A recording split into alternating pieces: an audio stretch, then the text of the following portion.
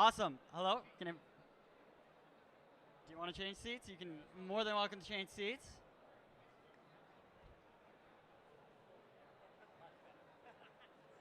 Great. Thank you all for coming. Super excited to be hosting this panel today. We'll be talking about e-commerce and going global. Maybe we can first start off with a little bit of introduction. Michael, do you mind starting us off? Maybe give us, a little back around yourself, the company that you're running. Yeah, sure. Cool. So it says Akira, but I'm also Michael. I'm Akira Michael Takahashi. I'm the co-founder and CFO of Forest. We are an e-commerce aggregator. So what we do is we buy e-commerce brands that are based in Japan with revenue between, I would say, 100 million to 2 billion Japanese yen. And we're still a very new company. Obviously, a few of you probably know us, but we bought about 14 Japanese brands over the course of 3 years. But our main mission is not so much to buy, but to grow those brands both domestically and internationally. So that's why we're here today. I guess why I'm on this panel to talk about how we improve our brands domestically, but also internationally. Okay. My name is Taiki Hori. You can call me Taiki, like Nike with a T. And I work in a company called Pinkoi. It's a Taiwan company. It's a Taiwan company basically where we focus on supporting Asian designers to succeed around the world through e-commerce.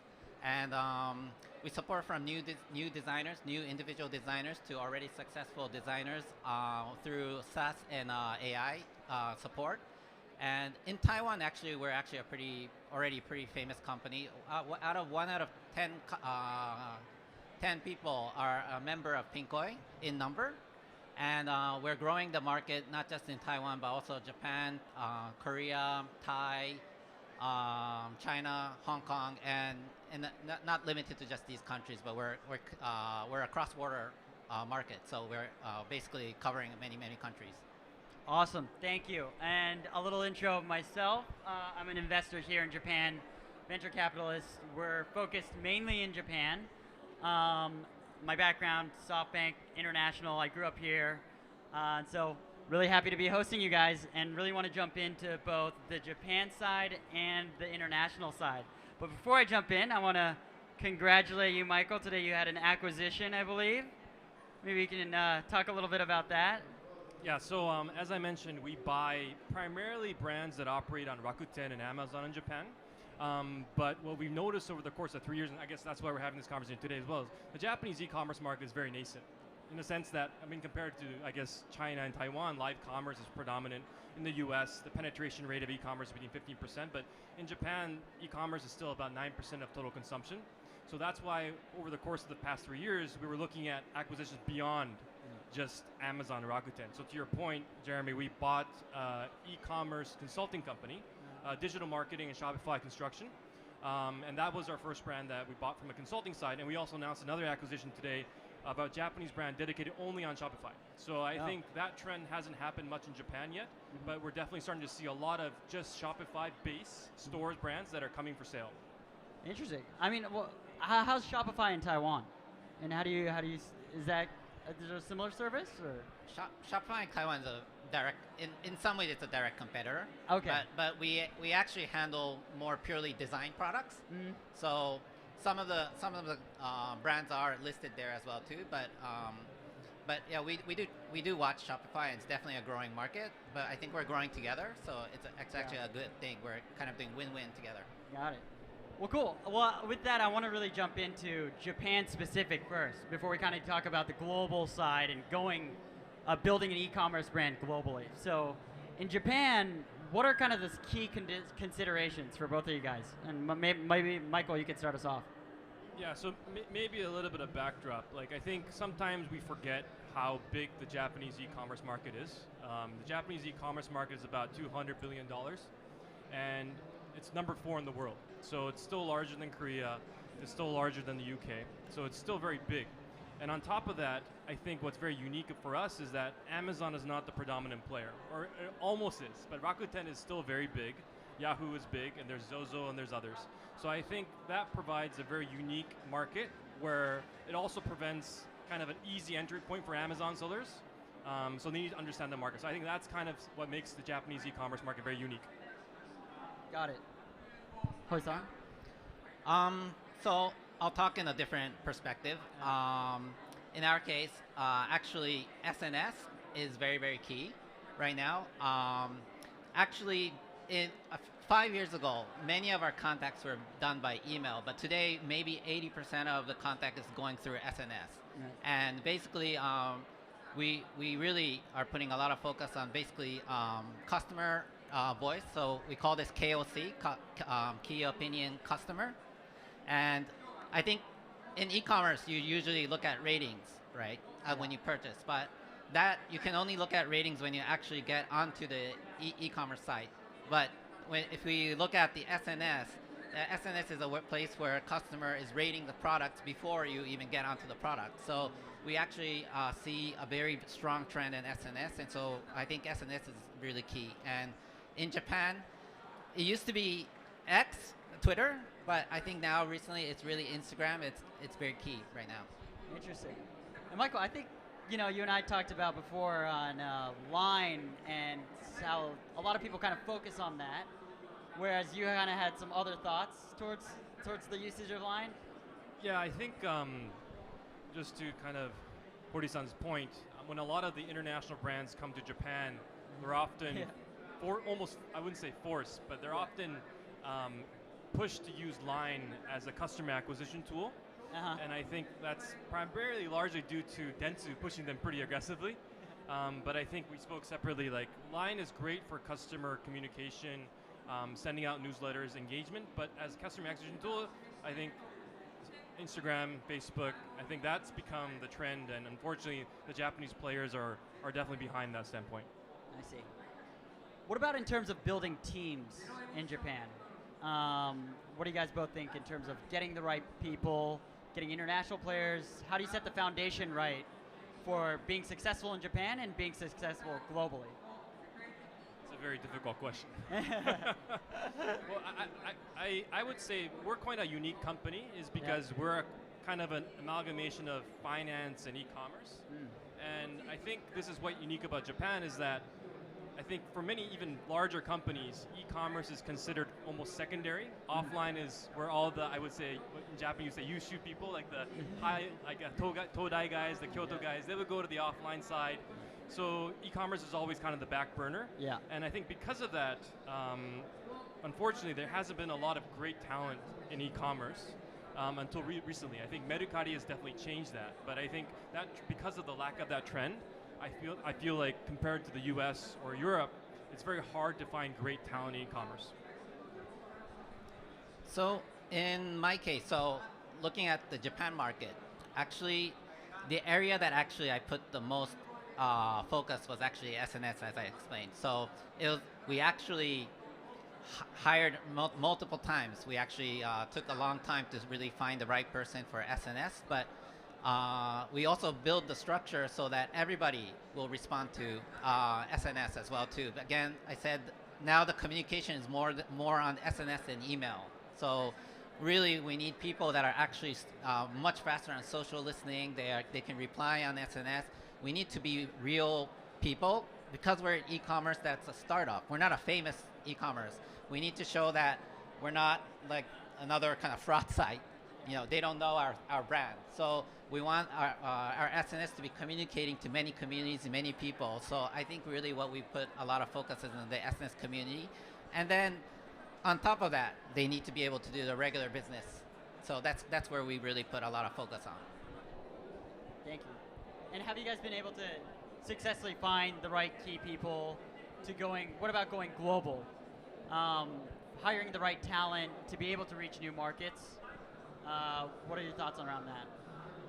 Well, I think that's always tough for everybody, right? I think, especially on the consumer side, I think you need to understand both the Japanese consumer trends as well as the foreign trends, right? I think it's very difficult for a foreign individual to basically market a Japanese product.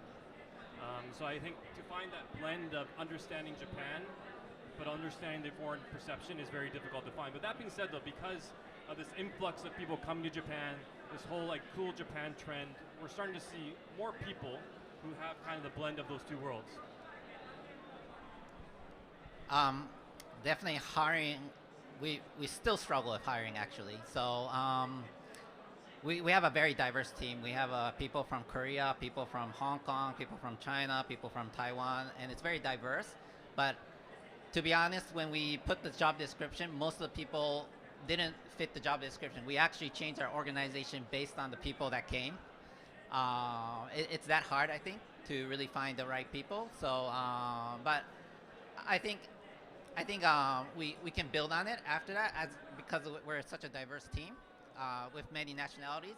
Everybody kind of really respects each other in their individuality. So I think that's how we kind of are doing good. But we still are keep looking for people every day. Well, I want to jump towards product. Thank you guys for both on that. What makes a good product in Japan from an e-commerce perspective? What do you guys look for, and what products do you think really do succeed? And what are the key points to that? I know, Michael, we've also talked about Glass Samurai before. Maybe that's a good example you can pull. So you're asking for products that are successful in Japan? Yeah, let's think just Japan first. So I think in Japan, I think obviously people are so accustomed to high quality, right? Right. So we actually buy a lot of brands in Japan that are not produced in Japan but produced in China. So the production line is completely the same as anything else globally, but you actually have to add a layer of inspection that is significantly higher. So for us, it's a cost that we need to incur, but without that, as you go on Amazon or Rakuten, I'm sure you know, you probably put a bad review for a product that's pretty crappy, right? Yeah. So I think that's the world we live in, and that's what we get used to. But in hindsight, because you do that, you're able to produce a higher quality product that can actually not only supply the domestic market, but also the international market. My case is actually very, very different because I think our main target customer is kind of like people that love to do oshikatsu. Yeah. So supporting their faith, right? So basically, I have no idea why this product is successful, but I keep seeing many products that are successful. That's why I keep focusing about SNS. We are doing a lot of social listening. Everybody does social listening, and we really try to find trends based on many communities' trends, and we we find signals, and we know that if we tip that, if we put a little bit of oil in that small fire, we know that it's going to burn really high. So basically, what we do is we actually depend on the social side to kind of find the great products. So that's what we do, to be honest. Gotcha. Well then, taking those brands globally, right, for both of you, that's really the crux of why we're here and what we're asking about. Michael, what makes a successful product going globally? What do you look for? And maybe you can kind of walk through some of the early examples to some of the later ones, or Glass Samurai or something like that. Yeah, so for our products that are pretty successful overseas, I think with the influx of foreigners coming to Japan, there is an increased awareness of, great products that they find in Japan, and they want to buy that back home. So, it's not sexy, but one of our primary products that we sell on behalf of a producer from Niigata are cabbage peelers. So interestingly enough, when foreigners come to Japan, they love the fluffy cabbage next to the tonkatsu, and they want to replicate that back in the US. But in the US, as you know, the peelers are really bad. They're really crappy. And to replicate that level of slicing, you actually need to buy like a Cuisinart, it's like a $300 machine. So what we did instead was we actually OEM that product on behalf of that producer, and we're selling it in the US. And it's actually getting 5 reviews every time we sell it. We're selling, I think, close to about $10,000 of product per month. And we just started selling that maybe like a month or two ago. So that just represents that they're just niche things that Japanese people will find for granted that Americans tend to love, or foreigners tend to love.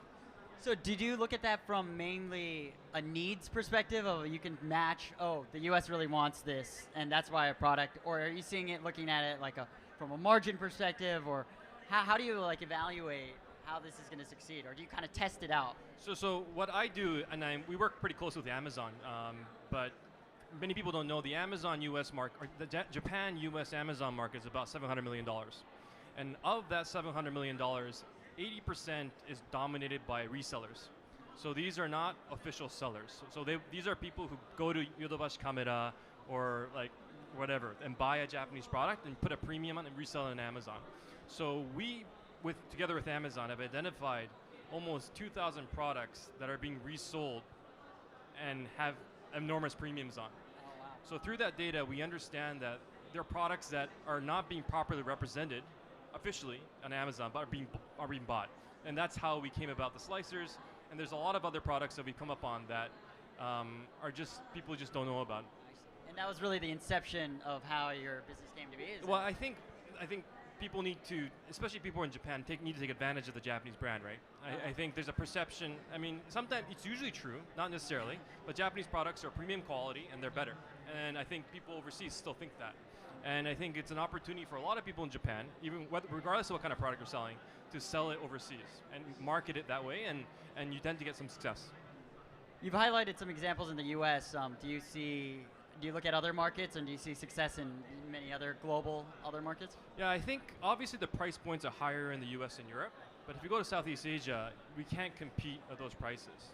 But there still is huge demand for Japanese food products. If you go to some of the more like Shopee, Lazada, those malls down south, there's a lot of Japanese like food products, beauty products that people want to buy again after they return from Japan on a visit.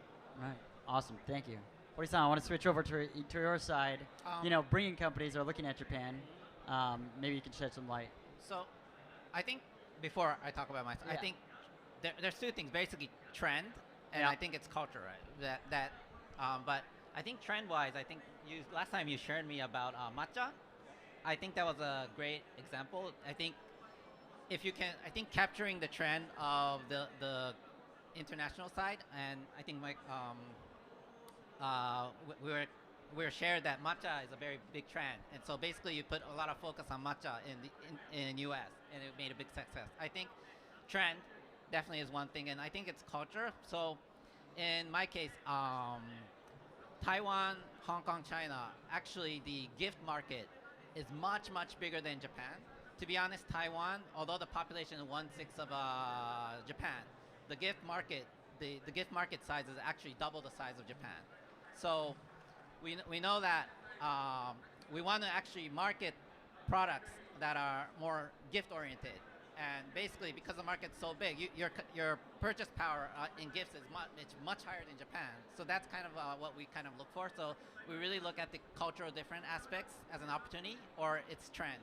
Really, that's where we really put a focus. Yeah, Hori-san, I'll just add to that because I forgot about the matcha trend, but there are trends that are happening on Japanese products that Japanese people aren't aware of, and matcha is a great example because it actually started predominantly on SNS through very good-looking California American models whisking matcha in the morning in their yoga pants. Is probably how the trend started. But there are a lot of US matcha brands now that are making a lot of money on Amazon, on Shopify, and they're not necessarily sourced from Japan either. So there's, like, to your point, there's a lot of trends that are happening overseas that a lot of Japanese people aren't aware of. And another one that we're starting to see is journaling is actually huge in Korea at the moment. So as you know, Japanese make great stationery products. Yeah. So we're looking to a way to kind of supply this demand that's growing. I think it's also growing in the US. A lot of high school kids in the US are buying these stamps. And as you know, like, we never heard of that, right? So there are things that are happening on TikTok, Instagram, that are unrelated to Japan but are using Japanese products. That's kind of interesting. It's kind of like a trend arbitrage that you guys are finding between markets, right? But how do you know that trend, for instance, whether that's matcha or whether that's, like certain gifts, or is going to be successful in a different market? Well, I think that's where, thankfully, like, I go back to the Japanese quality, right? I think as much as there's trends, there's actually a desire to have great quality. And fortunately in Japan, it's easy to find good quality products. So even if a trend exists, for example, for the matcha trend, what we're doing is we're trying to provide premium, genuine matcha products. Because once that awareness reaches, people want the most or the genuine product. So we're starting to see, like, people want to buy genuine Japanese tea whisks. People don't know the Japanese tea whisks, you can't buy them in Japan anymore. the proper Japanese, because they're sold out everywhere, because all these foreigners are buying them online. So these are just things that we're trying to kind of monetize, but it's interesting. What about you in terms of certain products that you're seeing that are successful, maybe that you've seen in Taiwan that are successful in Japan, or you thought maybe weren't going to be successful that were a lot more successful? I think, so again, I think quality. Japan has a perception of quality, so that's also definitely one big thing. But I keep looking at the same thing, but I think we really monitor the social side, and I think it's really there where when we see if we know that there's even if it's just a few people, but they are really passionate about that category, then we think that if even if you put a lot of water and it dilute it, it's still gonna sell a lot.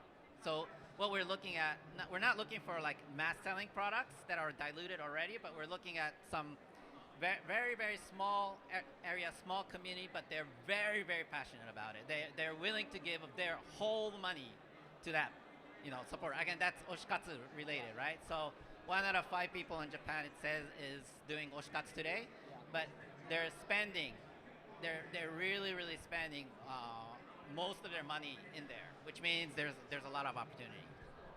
Do you have some specific examples of some products that you've seen very successful?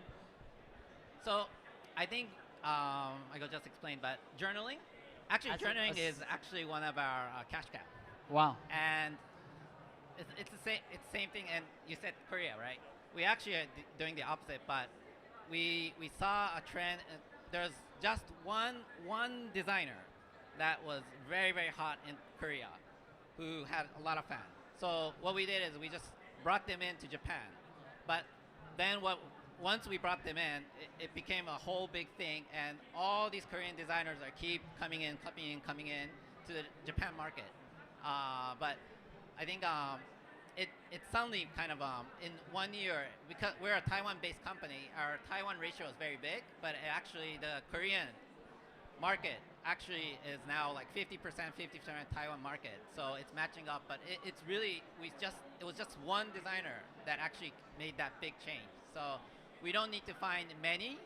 I think it's really how passionate are they about this one thing is what we need to look for. I see. What about the products that didn't work? And going towards those that you guys maybe thought were going to be successful, maybe you guys backed, and why did it not do that? And maybe we can identify then what kind of hinders someone from going global for building a brand or building an e-commerce company.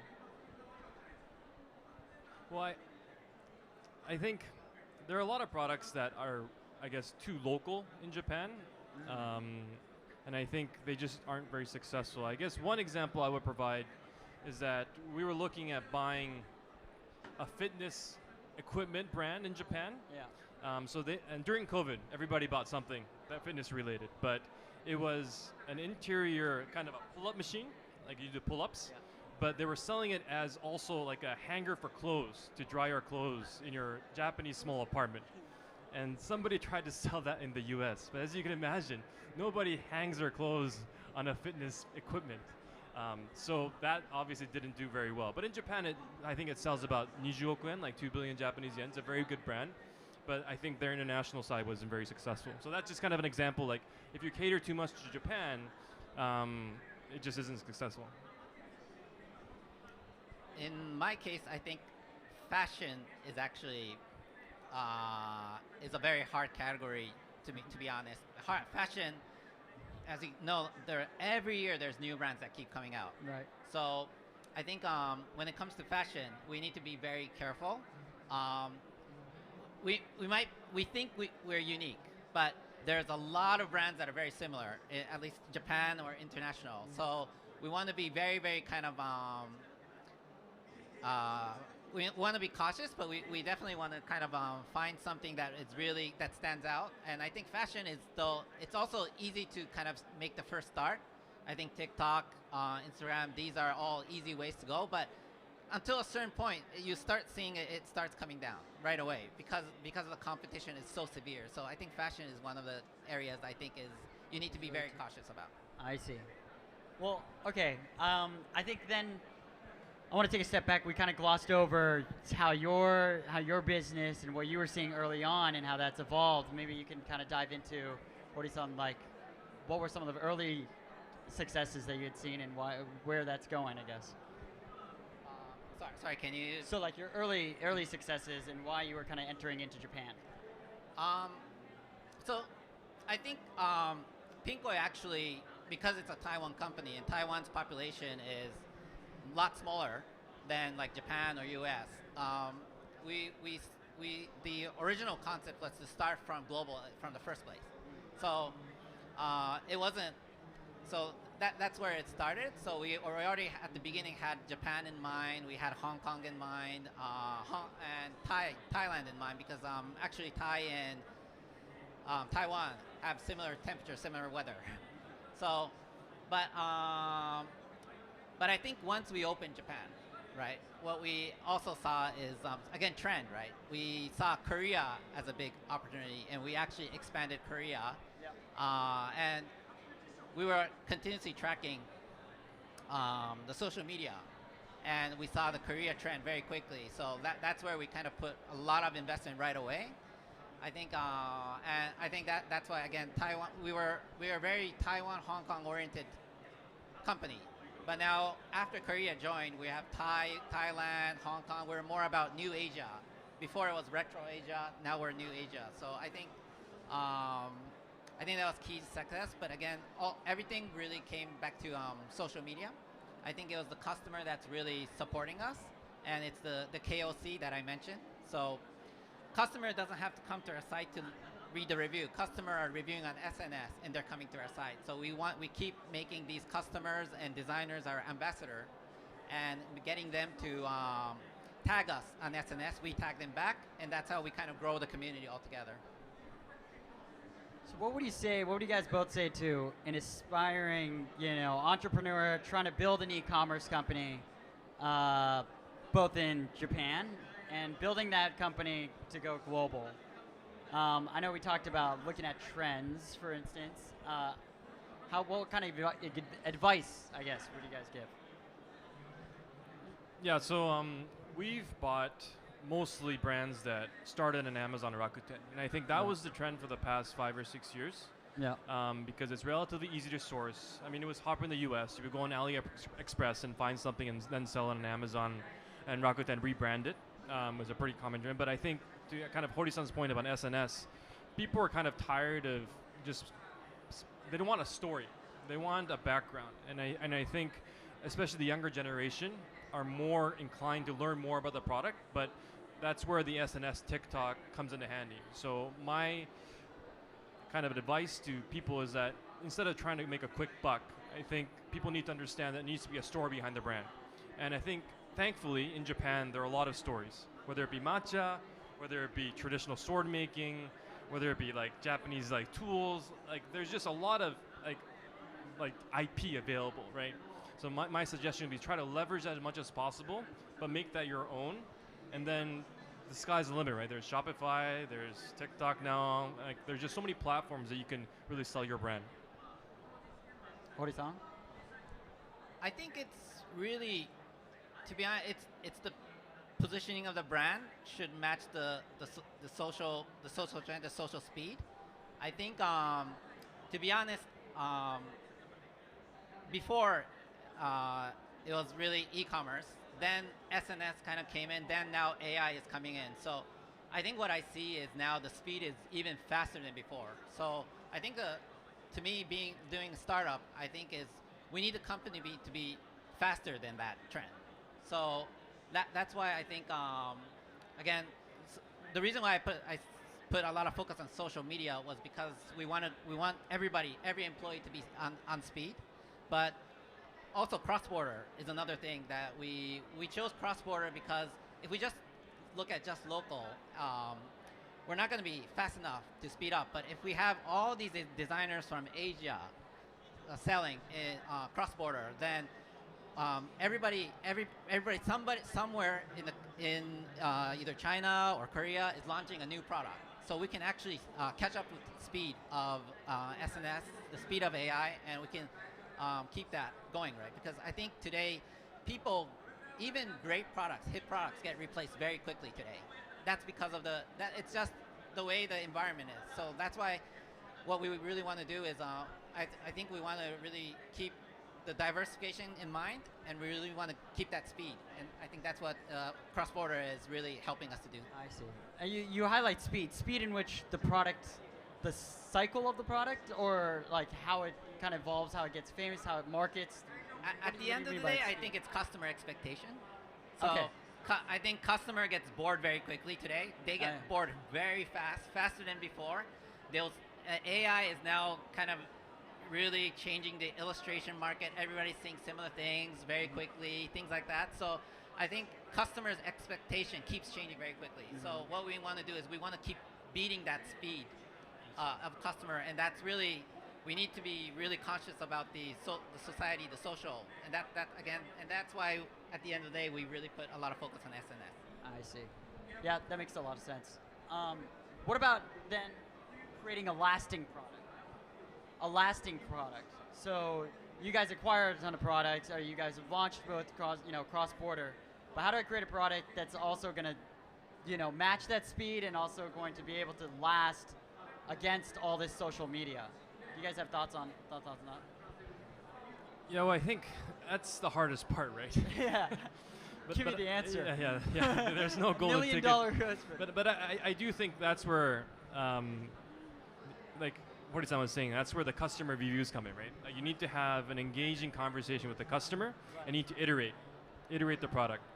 So as much as people may love the story, the brand, like people want something more, something change, and as Hori-san was saying, because tastes change so quickly, you need to keep up with that. And I think in order to make a sustainable brand, you can't be predicated on what was successful in the beginning.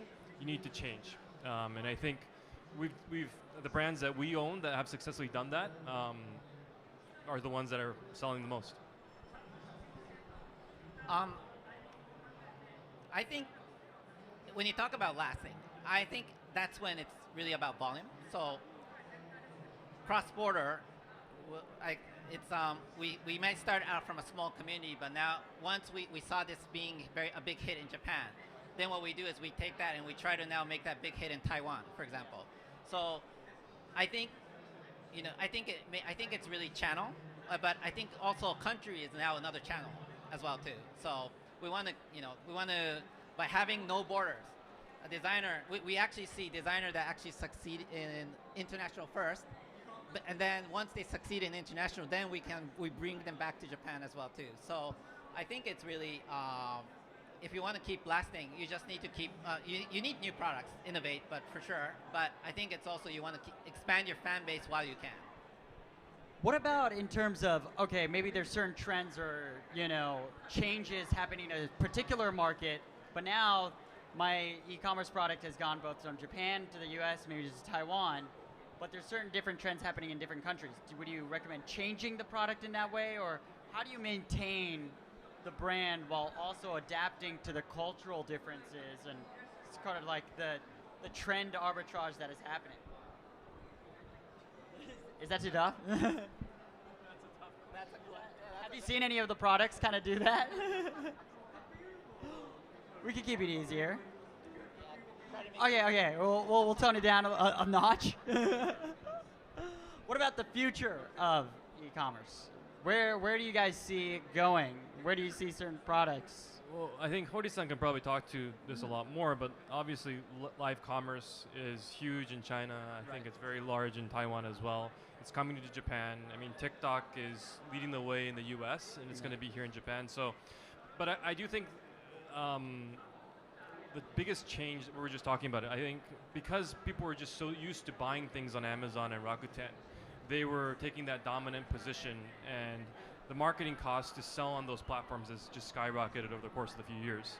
And because of that, you can't be dependent upon capturing your revenue or market share just on that platform. You need to think about ways to direct consumption away from that platform into that platform. Like you want people to click on Amazon, but that journey, customer journey, has to start on an interaction on TikTok, an interaction on live commerce, on YouTube. So I do think that you need to have this omni-channel approach to really be successful in Japan, or just in e-commerce in general, because if you're just selling on Amazon, you're going to be eaten up with the fees because they continue to rise. and you just can't compete. I definitely think it's the customer journey is very important, but I think the future of e-commerce is, this is just my personal opinion, is more, it's a social to commerce is kind of what I kind of see. E-commerce is just, a lot of the e-commerce will just more be a destination, and the brand building, the fan base building is all going to be done on the social side. So at the end of the day, we want to be careful is that potentially the e-commerce is just going to be a destination before the conversion, but it's really, the key is the social side where, where everything's going to be built. So it's a social to commerce. It's kind of the way I see. I just don't see e-commerce as one thing, but I want to make sure that we have the journey from the social side to e-commerce as one journey is how I see it. So do you think that'll be, double-clicking that point specifically, if we give an example like Instagram, you were saying you were focused on, so me as a consumer will find that brand, and then will it be going towards Amazon or directly towards their website, or even purchasing on Instagram? Like, how do you see that going towards? So I think there's many options. The way we handle it is that if it's local, maybe go to Amazon. If it's global, come to us. It's kind of how we kind of are putting it right now. So, but many people, when they just buy global, they actually get used to it and they just switch over on the local side as well too. So we kind of do that a lot. We always look at many Instagram accounts now have Linktree, and they're putting many of their destinations. It's not just one destination; they have many destinations. So we always check on the copy of what's written on the destination, and we ask the designer to really write this kind of word. So we're actually looking in the designer side a lot more. Again, it's social to commerce, right? So we are actually not just looking at our e-commerce, but we're looking at checking every social side, because that's the customer journey that we're really looking at. I would just add to that, like, I think people underestimate what Amazon has done with Prime, and I think to your point, Hori-san, like, unless there's that conduit, that infrastructure to have something the next day, e-commerce isn't fun. And to your point, the entry point might change to social. As you said, Instagram might be the entry point, but I think Shopify actually tried to buy a logistics company last year, but it failed. They sold it right away. And I think that just is a precedent to show that building an infrastructure of logistics to be able to deliver a product next day or the next 3 days is extremely difficult. And I think even in Japan, Rakuten is trying to play catch up with their RSL infrastructure, but it's just not the same. I mean, the customer experience is obviously very different, but I think on the back end, that's where the real fun stuff happens in e-commerce. No, thank you guys both for that. What about global trends? Do you guys have any specific global trends that you're seeing, maybe in different markets compared to Japan? Well, I mean, this is not something new and everybody knows, but I think Shopify is a trend. I think Shopify is your competitor. I think they have built an excellent ecosystem of plugins, and they're open sourcing their code has really predominantly changed the ability for people to build their shop. And with the advent of AI and people building their stores pretty easily, it's going to accelerate and unfortunately disrupt some of the existing players that, like base stores, some of those guys, like, they need to pivot because Shopify is going to dominate in Japan, and I'm pretty confident of that. And it's already dominating, but I think the ability to open your own stores can just become easier and easier, and that interaction with digital marketing is, I mean, the plugins, like I said, that just is a game changer, I think, that a lot of people are going to have difficulty replicating. And that goes back to my point about Amazon. Amazon built the infrastructure in logistics. Shopify is building the infrastructure to have your own store. I'm going to make it simple. Thank you. Japan is a trend today. I think today, if you just have the word Japan in it, in global, I think people are going to buy a lot more than like last year, maybe double more than last year. I mean, we don't even need to do anything, and Japan's just growing. So anything Japan. So I think, to be honest, if you want to challenge international, right now is the big chance. We don't know when this trend is going to end, right? Obviously, in Japan, Korea used to be a bigger trend during COVID, but that's kind of settling down. It's still there, but I think there's always there's a trend. Taiwan, there was a time when Taiwan was a trend. There was a time when Korea was a trend. Right now it's Japan. So I think right now is a very good time to go international. Just if you can just say you're Japan. Just by saying you're Japan, even if you're not. Yes. What about, do you think brands will become, you're kind of Michael, you're kind of an aggregator in a way, right? Putting all these brands together. Do you think brands will be more fragmented and that people are going to want a unique brand, and so there's going to be more brands that have come about? Or are there going to be less that are basically owned by a more like LVMH kind of model, right? That's a tough one.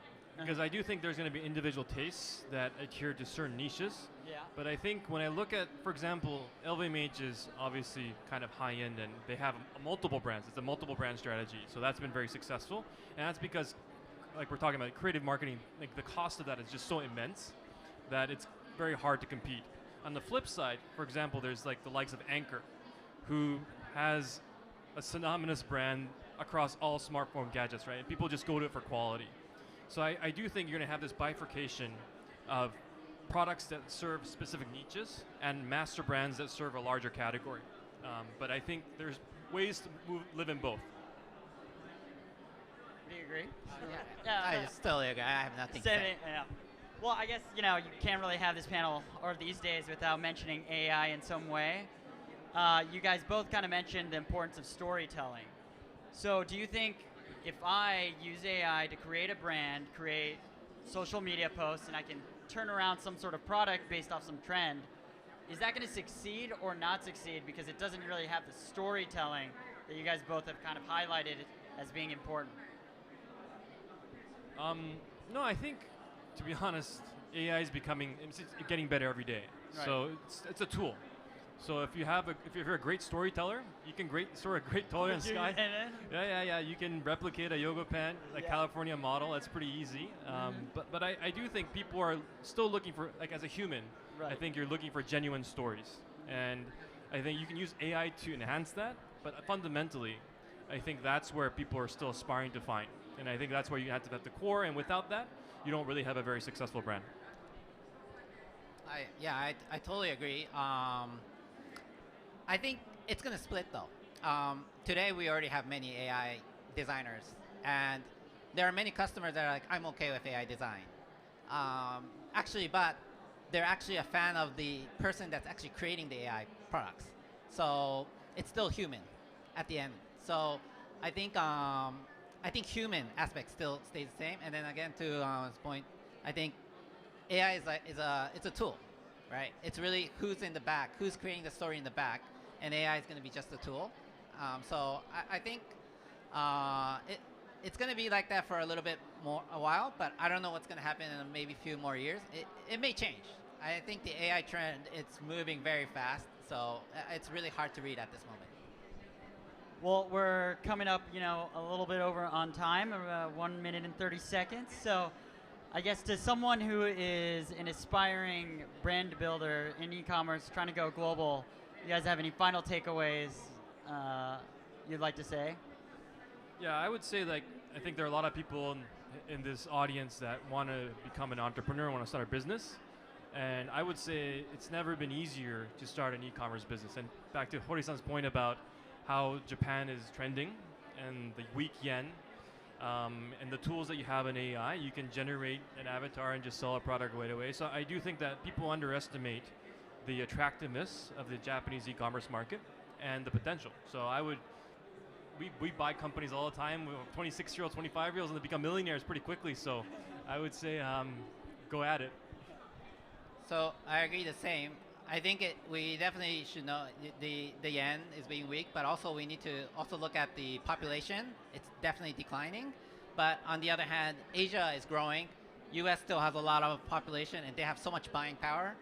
And Japan's a trend. So if you just do the math, you can quickly, really think that it's an opportunity. But today, it's a lot more easier to go international than before because of e-commerce. So I think that's what I have to say. Awesome. So build now. Is that right? Build now and go global. Well, thank you guys so much. This is perfectly on time, so thanks again. Thanks for moderating. All right. Thank you.